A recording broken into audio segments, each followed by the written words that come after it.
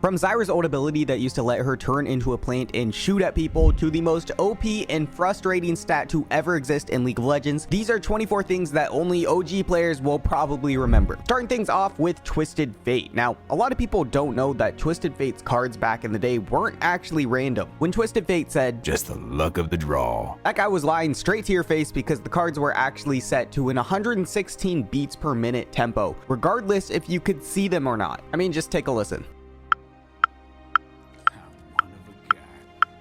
This meant that if you were sweaty enough, you could actually set it up so you could keep track of which card you'd pick every time, as long as you kept track of the beat. Back then, Zyra's passive was called Rise of the Thorns, and it was actually similar to Kog'Maw or Sion's passive today. It allowed her to turn into a plant and shoot one final shot in a straight line before dying. Unfortunately though, as we know, Riot eventually ended up changing her passive because I guess the people thought it was undesirable. Anyways, did you know that... Oh, hey, so yeah, the video's not actually buffering, but that's what could happen without today's sponsor, NordVPN. Because after all, they are the most popular VPN and internet encrypting service out there. Listen, I think we can all agree that League of Legends is a stressful enough game as it is, and we don't need extra variables getting in the way to make our experience even worse. Like getting DDoSed, for example, which has been a big problem lately for even the best player in the world. It's so bad, actually, that Riot has even offered an 100k bounty to help solve the issue. Luckily, NordVPN protects you and hides your IP address so you can't be targeted easily. Not to mention, it's one of the fastest VPNs on the market. And if you think this could never happen to you, just remember the kind of people you're playing this game with.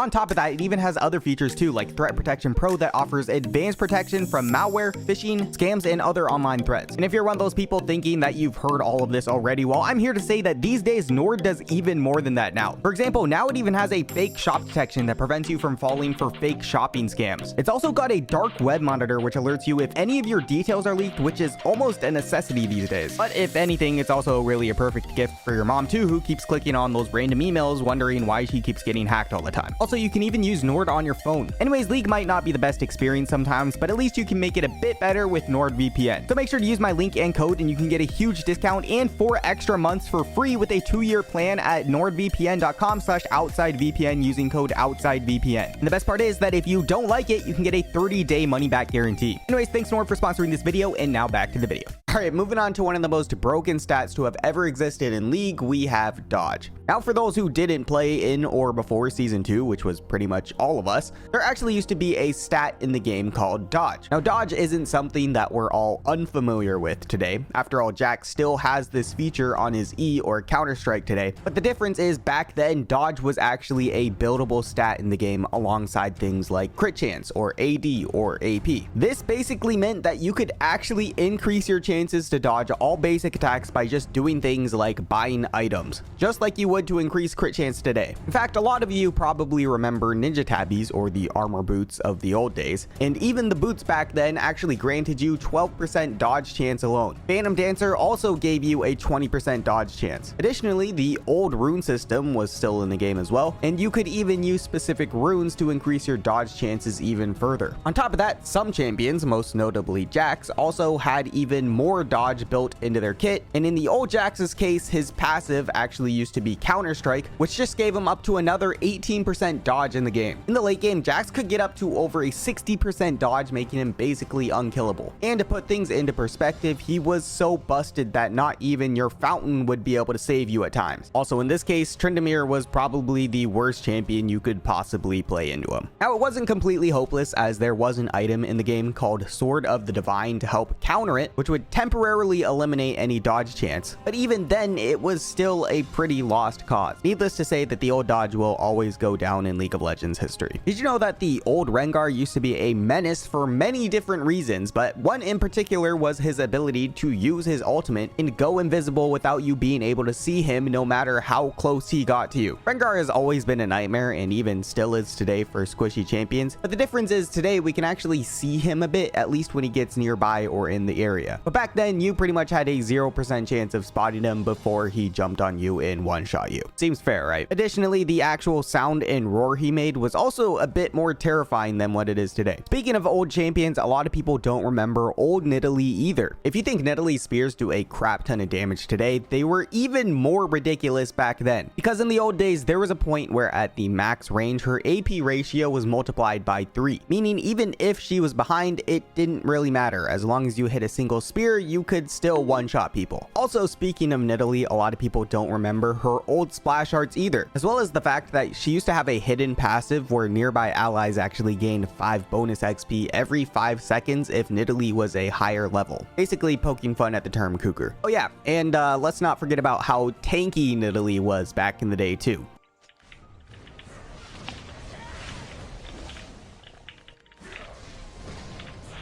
No, fuck that shit, man. He's too tanky. What? Another champion that only old people will remember is the old Soraka. Unlike the Soraka today, she used to be able to actually give mana to her allies with her E ability Infuse. Additionally, she could still silence enemies, and it wasn't even an AoE, it was just a straight up point and click. What's even crazier is that in the really early days, Soraka could actually give mana to herself, making her completely self-sufficient in the area where she basically struggled the most. Plus, if for some reason she actually did still somehow run out of mana, she could always just pick up a mana potion too, because that was also a thing back then. And on top of all that, her Q was basically an AoE point and click, making her actually pretty crazy in lane 2. There was even a time she could heal herself as well along with minions. I mean, just picture playing with a Soraka player today that hits every single Q, every single E, and never runs out of mana and was also self-sustaining. You know, basically me whenever I play Soraka today, but for other people, it'd be pretty crazy. I think it's given that almost all old League of Legends players remember the old League of Legends client because it was so nostalgic. But do you remember Bug Splat? It was basically just the crash notification that tended to happen at the worst times, even in professional games. Use that package to escape though. I mean, yeah. Uh-oh. Oh, hello. Bug Splat! Oh no! Bug Splat! There it is! Speaking of the old client though, there was actually a time where you had to wait in a queue to play League of Legends. So if you think League is annoying today, people were taking L's back then before the game even started. You basically just had to sit in a line to get into League. Now the waits were never super long, most of the time it was usually a few minutes, but still. That said, there was also a point where you could type in "there is no earth level" to secretly skip the line. I did mention that in one of my previous videos though. Also, no matter what you do, old players can't forget about the match fountain sound.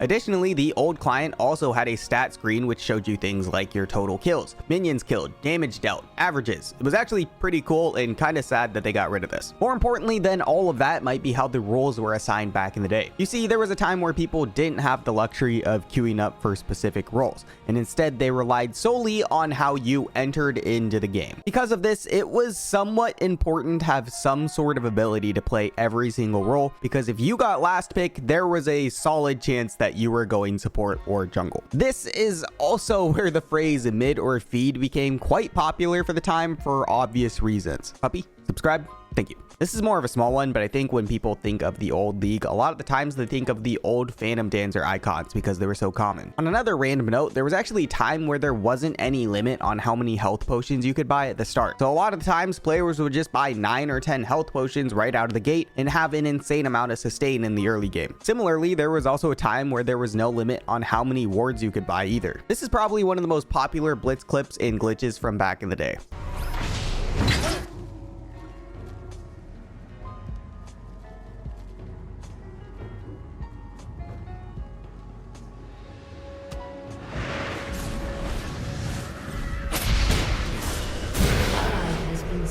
Rivaling it also probably has to be the Lee Sin kick drive-by.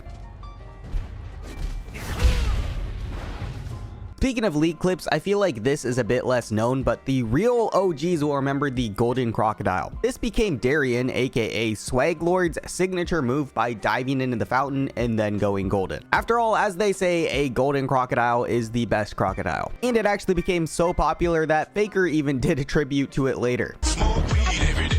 Alright, switching angles a bit, there was actually a time where timers didn't used to exist for objectives like Dragon or Baron. It's not really something we think about today, but back then you had to mentally keep track of all of it because there was nothing to really remind you that they were spawning. There were no countdowns, there were no messages, it was basically just pure awareness, and while it might not seem super challenging, it was actually a lot harder than you thought just because there was always so much going on in the game. And it was just one more thing to remember. In lower elos, people even just straight up forgot about them too, and sometimes you could even sneak objectives if you're the only one who remembered. Moving on, there used to be a lot of game modes over the years, but one is a lot less known, and that was Nemesis Draft. This is where you actually picked the champion for the enemy to play instead of your own. Everything like the champion select would look normal, except for the fact that you were picking for the opposing team. In theory, it was actually a pretty fun twist to things, but it quickly turned into one of Riot's biggest game mode failures. That is, once they remembered the kind of obvious, which is people only want to play champions that they like and want to play. Because of this, the game mode only lasted 10 days in 2015 before being completely removed from the game. I do think it would be pretty fun if they could add this in for like custom games for friends or something. All that said, there have also been a lot of successful game modes over the years as well, like Twisted Treeline and Dominion, for example, both of which were great game modes, but I won't fully cover them in this video because I actually already did in previous episodes, which you should check out here. That said, some of the things I didn't mention there are some of the forgotten game modes inside of the game mode. For example, the Dominion map was used to play a number of games outside of just Dominion, like Catch the Teemo, where both teams would have a Teemo and their Teemo would try and hide, and the first team to kill the other Teemo wins. There was also even Mario Kart that people played where they basically just raced around the map fighting through obstacles. Custom games like these with friends were actually surprisingly common back in the day before things got super sweaty like things are today. Anyways, this is a pretty simple one, but a lot of people don't remember that Riot used to actually give free skins for just following them on social media pages. For example, you could get a Tristana skin for just following Riot on Facebook, a Garen skin for following them on Twitter, and an Alistar skin for just subbing to their YouTube. Did you know that up until 2016, League actually had a report option to report people for being unskilled? However, Riot never actually used it, and instead it was more just a venting mechanism for players. Still, if that is the case, I feel like they might as well just bring it back, because, you know, why not? Next up, of course, is AP Master Yi. I feel like most people have at least heard about the glory days of AP Master Yi at some time or another. But long story short, back in 2012, Master Yi had an 100% AP ratio on his Q, and also had another 100% AP ratio on his W. So if you had Q on cooldown, you could basically just keep swapping back and forth from Q and W, and you just wouldn't die. At the same time, you'd also just blow people up because of how much damage he could do. In other words, he was just a